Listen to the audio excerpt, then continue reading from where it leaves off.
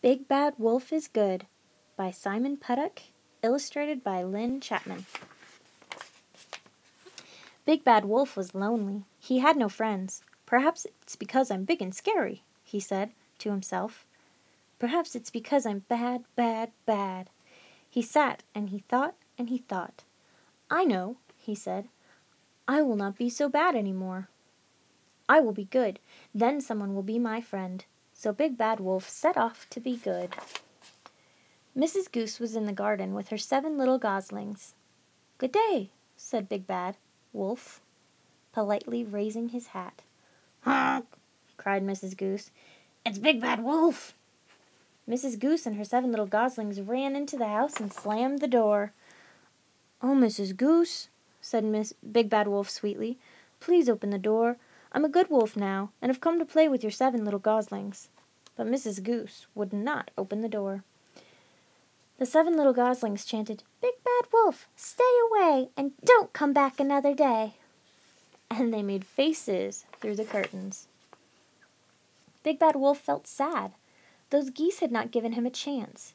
He sat and he thought and he thought. I know, he said. I will be useful and good. Then someone will be my friend. So Big Bad Wolf set out to be useful and good.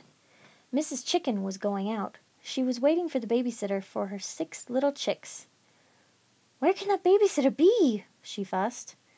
Ahem! Big Bad Wolf coughed politely. I would be glad to sit with your 6 little chicks. Yikes! Squawked Mrs. Chicken. It's Big Bad Wolf! Run, children, run! They ran into the house and slammed the door. Oh, Mrs. Chicken, said Big Bad Wolf sweetly, I'm a good wolf now. Please let me in to look after your 6 little chicks. But Mrs. Chicken would not open the door. The 6 little chicks chanted, Big Bad Wolf, stay away and don't come back ever again. And they made faces through the curtains. Big Bad Wolf was really sad. Those chickens had not given him a chance. He sat and he thought and he thought and he thought. I know, he said. I will be useful and good, and I will do a noble deed. Then surely someone will be my friend.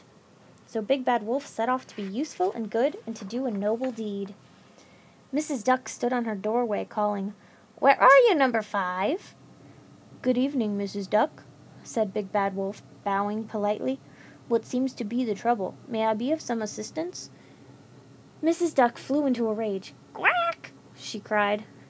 It's Big Bad Wolf, and he's eaten poor little number 5. She rushed inside and slammed the door. Big Bad Wolf was upset. He banged and banged at Mrs. Duck's door. Let me in, he howled. I haven't eaten anybody. But Mrs. Duck would not open the door. The little ducklings 1 to 4 sang, Big Bad Wolf, stay away and don't come back because you've eaten number 5. And they made sad faces at him through the curtains. Eaten number 5 indeed, shouted Big Bad Wolf. I'll show them. I won't be good. I'll be bad, bad, bad. Big Bad Wolf was stomping through the woods in a terrible temper when he heard a small, sad voice. Quack! I'm lost, said the voice. Big Bad Wolf stepped out from behind a tree. Quack! Cried number 5. Quack! Quack! Help! It's Big Bad Wolf and he's going to eat me!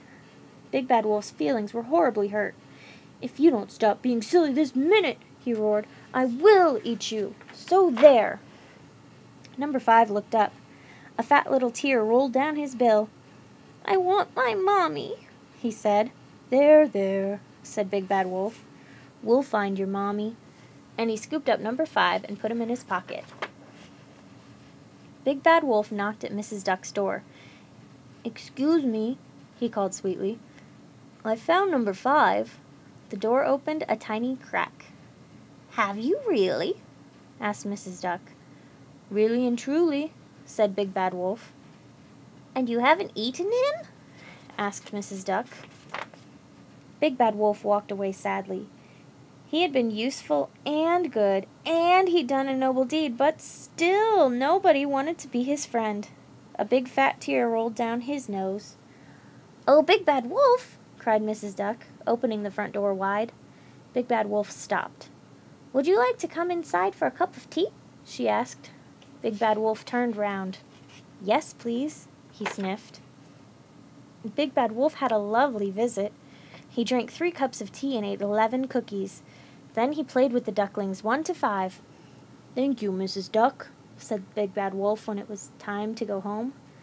"Oh, thank you, Big Bad Wolf," said Mrs. Duck, "for finding duckling number 5. You are a hero." "Do you think," asked Big Bad Wolf shyly, "that you could call me Big Good Wolf now?" Mrs. Duck laughed. "Don't be silly," she said, and gave him a big warm hug.